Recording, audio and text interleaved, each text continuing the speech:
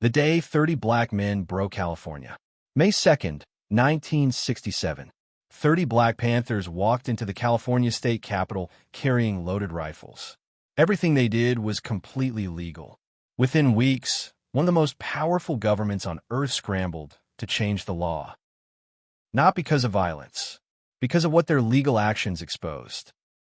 When Black Americans exercised the same Second Amendment rights white militias had wielded for centuries, the entire system revealed its true design, a weapon meant to keep some people armed and others defenseless. Oakland's Invisible War. After World War II, black families fled the Jim Crow South by the thousands, chasing what had been denied for generations: opportunity, safety, dignity.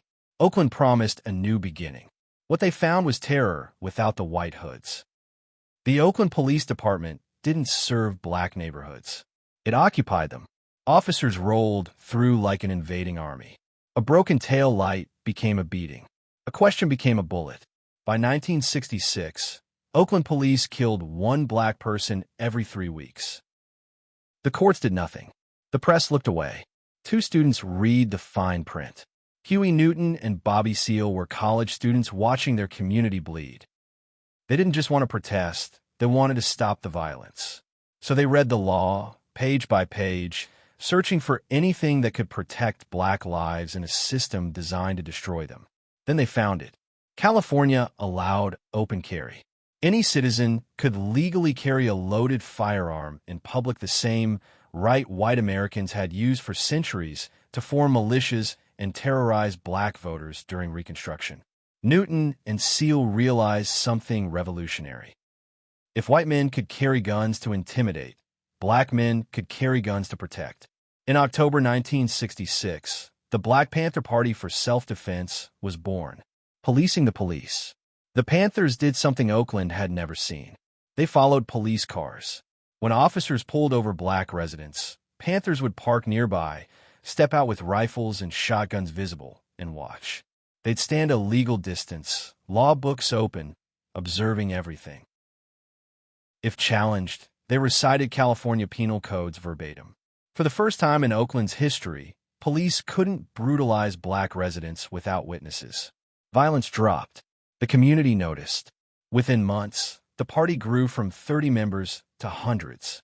But white Oakland felt something else: panic. The mask comes off.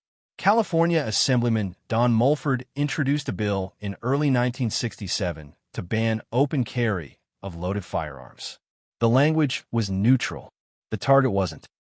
Bobby Seale and the Panthers faced a choice: let their only defense be stripped away quietly, or make a statement America would never forget. On May 2nd, they chose defiance. 30 Black Panthers walked into the state capitol in black leather and berets, carrying loaded weapons. Past frozen lawmakers. Past security guards with no legal grounds to stop them. On the Capitol steps, Bobby Seale spoke directly into news cameras. The American people in general, and black people in particular, must take careful note of the racist California legislature aimed at keeping black people disarmed and powerless. The photos ricocheted worldwide. Governor Ronald Reagan, lifetime NRA supporter, champion of gun rights, saw those images, and his position changed overnight. He endorsed the Mulford Act immediately. Within weeks, it passed with bipartisan support. Open carry became illegal in California. The same politicians who defended gun rights as sacred now supported strict control. The same citizens who praised armed militias as patriotic now demanded disarmament. The system revealed itself with perfect clarity.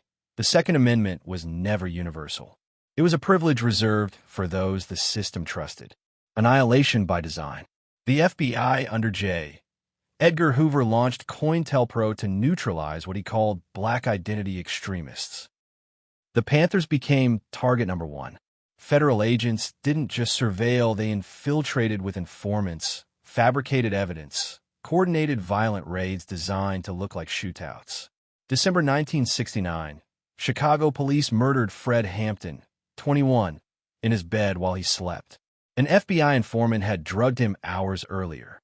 They shot him twice in the head at point-blank range. His pregnant girlfriend survived by playing dead. Police claimed it was a gunfight. Ballistics proved the Panthers fired one shot. Police fired over 90. By 1982, the Black Panther Party was functionally destroyed, not by public rejection, but by systematic government dismantling. What history books won't tell you. The Panthers' free breakfast program fed 20,000 children daily. So successful that the U.S. government adopted it as the national school breakfast program still used today. Their free health clinics tested over 50,000 people for sickle cell anemia, creating the first mass screening program when a medical establishment ignored the disease because it primarily affected Black people. Their community survival programs became blueprints for organizing models used worldwide. The Panthers weren't just carrying guns, they were building an alternative system, proving Black communities could thrive without depending on institutions designed to oppress them. That's why they had to be destroyed. The real threat. White America didn't panic because Black men had guns. Armed white militias existed since before the country's founding. The Klan terrorized with complete impunity for a century. Right-wing groups still parade with assault rifles, calling it freedom. White America panicked because the Black Panthers proved the system was never about rights or freedom or constitutional principles. It was about power, about control. When Black people stopped asking permission and started taking what was legally theirs, the facade crumbled. The legacy that lives. The Black Panther Party existed for 15 years. In that time, they were labeled terrorists and existential threats to democracy. But they never stormed a government building to overturn an election, never lynched anyone, never bombed a church full of children. They fed the hungry, provided health care, educated their communities about rights and power and history, protected people who'd never known protection. For that, they were systematically destroyed. This isn't ancient history. Many laws created to dismantle the Panthers still exist. The surveillance systems built to infiltrate them evolved into mass incarceration. The fear tactics echo in every tough on crime campaign. The Panthers didn't fail. They were defeated by a system that couldn't allow Black people to defend, educate, and empower themselves. Because that system only functions when some people remain powerless. The most dangerous truth.